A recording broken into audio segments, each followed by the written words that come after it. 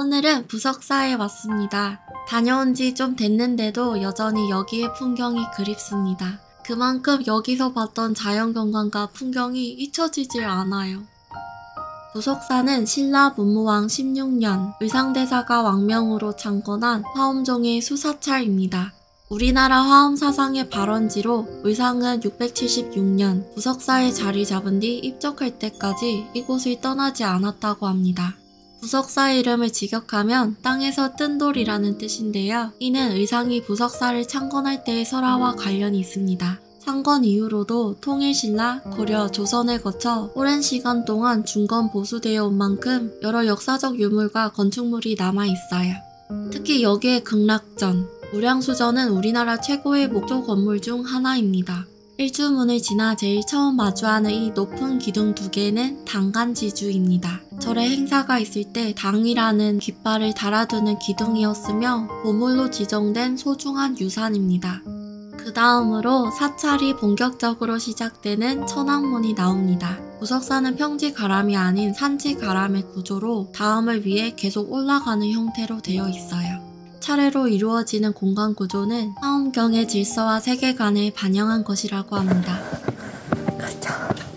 천왕문에서 바라보면 또 다른 계단이 나타납니다. 각 건물들의 지면 높이가 다르기 때문에 계단을 따라가며 계속되는 새로운 풍경에 눈이 즐거웠어요. 천왕문을 지나고 나면 큰 세 갈래의 길이 나옵니다. 저는 다시 가운데 길로 올라가 보았어요. 이 문이 바로 회전문입니다. 천왕문과 유사한 구조로 이루어져 있으며 문 바깥으로 보이는 범종루가 꼭 그림 같았어요. 바로 앞에 건물이 범종루입니다. 누각식 문으로 아래층은 통로이고 위층은 북과 모궐을 걸어두는 공간으로 되어 있어요. 양옆으로는 석탑이 위치해 있어요. 원래 부석사에서 200m 떨어진 옛 절터에 있던 것으로 1966년 부석사로 옮겨왔다고 합니다. 조선 후기에 지어진 건축물로 원래 단청도 칠해져 있었지만 현재 원목 그대로가 드러나 있는 모습입니다.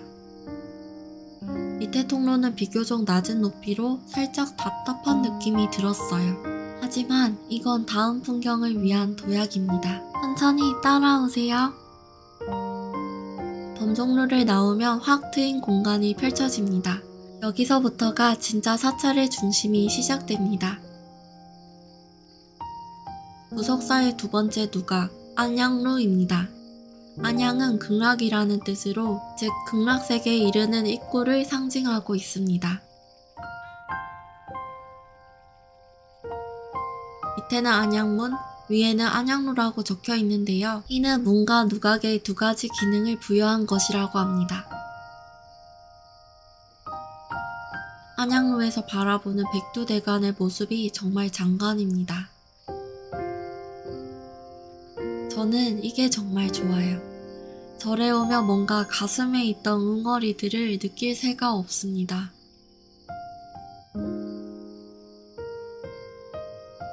여기가 그 유명한 무량수전이에요. 건축 시기는 고려시대 중기 정도로 추정하고 있습니다. 무량수전 배을림 기둥의 기대서서 라는 책을 아시나요? 대부분 아마 익숙한데? 들어봤는데? 하는 그런 책 이름이실 거예요. 느낌표에 책을 읽읍시다 해서 추천 도서로 나왔던 책이에요. 바로 이 기둥이 배을림 기둥입니다. 배을림은 중간 정도가 가장 직경이 크고요. 위아래로 갈수록 직경을 점차 줄여 만든 기둥이에요. 무량수전의 현판은 공민왕이 썼다고 전해지고 있어요.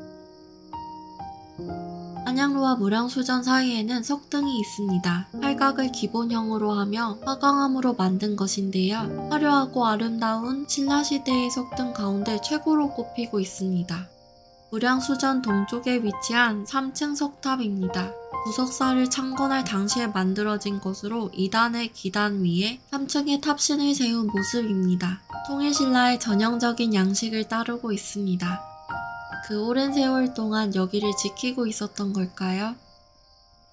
무량수전 뒤에는 부석이라고 새겨진 바위가 있습니다. 의상대사가 당나라에서 유학을 마치고 귀국할 때 그를 흠모한 여인 선묘가 바다에 몸을 던져 용으로 변해 따라왔다고 합니다. 이후 귀국한 의상대사가 이곳 절을 지으려고 할 때 많은 이교도들이 방해하자 이때 선묘 신룡이 나타나 바위를 공중으로 들어올려 이교도를 물리쳤고 그 돌이 바로 부석, 이 부석사의 이름이 되었습니다. 조선 영조 이중환의 택리지에 위아래 바위 사이에 틈이 있어 줄을 넣어 당기면 걸림없이 드나들어 떠있는 돌임을 알 수 있다는 내용이 실려져 있다고 합니다.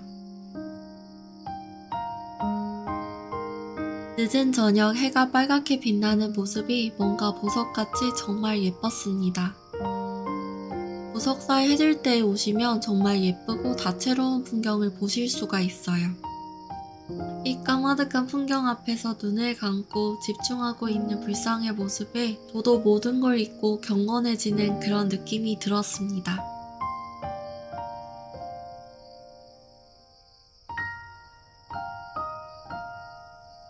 불상 옆에 있는 큰 돌에는 틈에 동전들이 우수수 박혀 있었어요.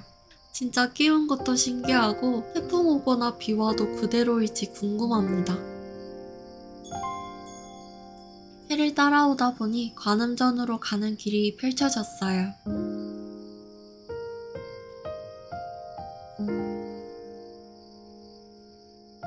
이날 유독 하늘이 예뻤던 걸까요? 아니 원래 이런 풍경을 담은 절일까요? 밝기 자체가 시시각각으로 변하는 해의 모습을 보고 있으니까 진짜 다른 것은 생각나지 않았어요.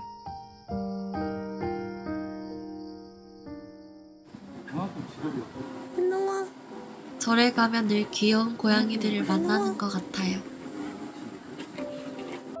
식사를 건너뛰고 절을 방문했기 때문에 배가 정말 고팠습니다. 유명한 절이다 보니까 절 앞에 여러 식당이 있었는데요. 저희는 이번에 이 식당을 한번 가보려고 해요.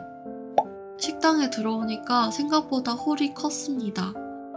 저희는 산채 정식 2인분 주문했어요.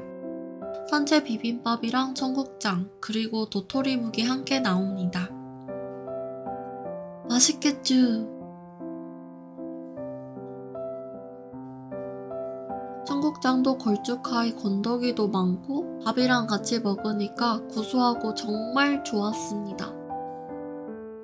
사실 이런 데서 먹는 비빔밥은 뭔가 더 맛이 생생하게 느껴지더라고요.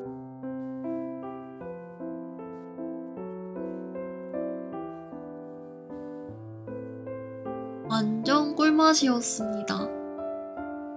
사찰 방문 즐기시는 분들은 여기 꼭 한번 가보시길 추천드립니다. 소백산 자락에 위치해 도심에서는 볼 수 없는 아름다운 풍경과 함께 사찰에서 주는 그 푸근함을 함께 느끼실 수가 있어요. 그럼 안녕!